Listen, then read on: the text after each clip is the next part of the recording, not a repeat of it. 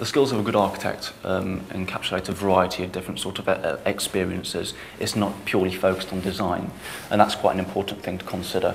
As someone who's considering a path through architecture as an educational course and then on towards a professional career, while one has to have an interest in design and while one has to be very skilled in the design process, there are also other things that make a good architect, requirements. The ability to listen to people, to be a people person generally, and to be able to lead and discuss ideas eloquently. The ability to be sort of business-minded as well, rather than just being purely artistic. To have the ability to keep a level head. So there's a balance between professionalism and artistry, and that's quite a difficult thing to balance. There is being an artist and sort of getting your head down and brainstorming and getting sort of inspiration about what you're producing, and producing scribbles and sketches and building models, and everyone goes through that process at some point in the design of a project. One of the key talents is the passion to want to communicate with other people, and that sounds like a very broad statement, but communication isn't all about talking to people. It's about being able to explain your ideas, and sometimes for all of us, explaining your ideas is really quite a challenge. You can do it by drawing, you can do it by making models, you can do it by, yes, just talking to people, but the ability to draw and to communicate one-to-one in front of people as you're developing ideas is not only incredibly rewarding, it gives the opportunity to engage the people you're talking to in the design process, so they almost feel it's theirs, it belongs to them as well, and that's a key element in actually developing ideas together with a client. And that does demand a level of artistic ability, it demands a level of understanding, and more than ever these days, of course, it demands a level of real understanding about the environment and the environmental issues that obviously surround and encase all the projects that we look at. Every company goes about recruitment in a different way. Sometimes internally, sometimes externally, via an agency, across a range of different advertising media, at specific times of the year, or simply when needs must. So how do the companies we've interviewed go about searching for their staff? Recruitment happens on a number of different levels. Certainly agencies feature in there and have done now for some time, but certainly our website is seen as a key tool for our recruitment. When we recruit graduates in architecture into TP Bennett, we've got quite a focused methodology for doing so. One way is through receiving CVs and portfolios through the post.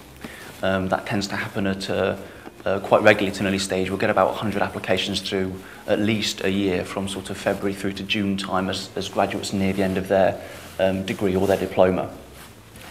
What we look for in that limited amount of information is a sort of a concise explanation of yourself, your own interests, and examples of the way you design. It's a very difficult thing to get across, of course, because talking about the nature of an architect and the roles an architect has to encapsulate, it's not just about the ability to draw beautiful drawings, it's about the ability to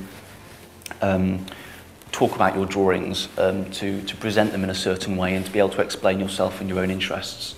I think historically we've been relatively traditional in that we've expected people to come to us. I think that we recognise now that we need to be a little bit more proactive there. So we're forming relationships with all the local colleges and universities in the architectural sector and associated disciplines to make sure that we are trying to get to the best students and let them know what we have to offer them. So I think we're trying to develop that.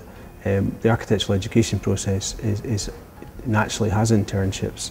It basically you need to have professional and on-the-job training, so that's part of the process, and we take on a lot of graduates and graduates after their postgraduate training as well every year, and we have a structured programme to make sure that they can reach their professional qualifications as quickly as possible in the required time.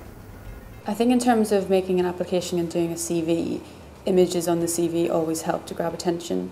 So put examples of your work along with the CV, along down the side or something, or make an interesting little booklet, something that shows your design skills, from the outset. It shows that you're a bit different and you're thinking outside the box. In certain careers, we know what kind of thing we're going to be doing from the outset. If you're a street sweeper, you know you're going to have to get pretty familiar with a brush. If you're an accountant, you'll have to be prepared for Excel to become a big part of your life. And if you're a fisherman, expect to get wet. With an overabundance of graduate job seekers across the board and a lack of vacancies to accommodate them all, it's increasingly important to make sure that you stand out from the thousands of applicants vying for your place. One of the best ways to do this is by getting some kind of relevant work experience in the field that you wish to work in. So what do our professionals have to say about it? I think one of the most important things for young people trying to find out about a creative profession and perhaps how they could be involved in it is to get some work experience, really, long before the time that perhaps you go to university and make those choices. And we take young people from the age of 15 or 16 years old to come into the office to see what we do.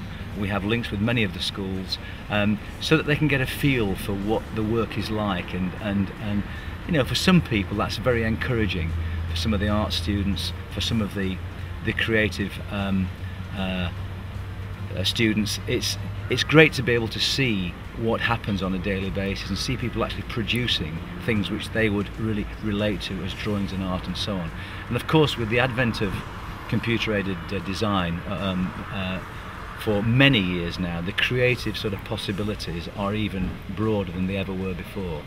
But there's no substitute for the arc of a pencil in your hand, because that's where the vision always starts. I think work experience while at school would help from the point of view that you just get to experience the office environment and the office atmosphere.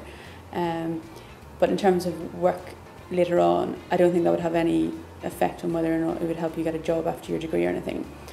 I think it literally just is good to get that insight though, because often when you finish university, it can seem very different in real life as the life at university, I suppose.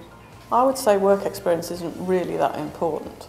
I would say if there's any opportunity to go and visit an architect's office, be it for a day or even a week, that's a good thing to do, because an architect's profession is not one you really come across in a day-to-day role of life. So what is it? What do they do? A lot of people don't know. So, you know, it might be a bit of a shock once you've been to college, done a few years, and then you're suddenly in office, and it's all very different. It's very different for me. It was very different, but very different in a good way. So it was great. But I think that's quite a good thing to do. The benefit of work experience is absolutely invaluable at any age, and I would advise anybody to go and get as much experience as they can. But I would also encourage people thinking of going into architecture to get experience on building sites, to see it from the eyes of the tradesmen who will ultimately be delivering the building that you've designed is just as valuable as working in an architectural practice. To get a varied work experience is extremely valuable. American politician and diplomat Adlai Stevenson once said, "We should be careful and discriminating in all the advice we give. We should be especially careful in giving advice that we would not think of following ourselves." Far be it from us to disagree with old Addy, we've asked our architects for some pearls of wisdom that they've cashed in themselves. I think the advice I'd give to graduates is be confident in what you do. Make sure that architecture is what you're thinking of doing. I would say it's important to be able to draw to a certain base level, because it's so important during meetings and day-to-day sort of office work to be able to draw your ideas down when you're maybe not able to communicate them quite the way you'd like to. I'd also say there's a steep learning curve in architecture, so even if you don't feel confident in first year, by the time you've gone through first, second year, you've developed your ideas, you've taken on board what your tutors have said to you, you're far more confident when it comes to finding a job in the workplace once you've graduated.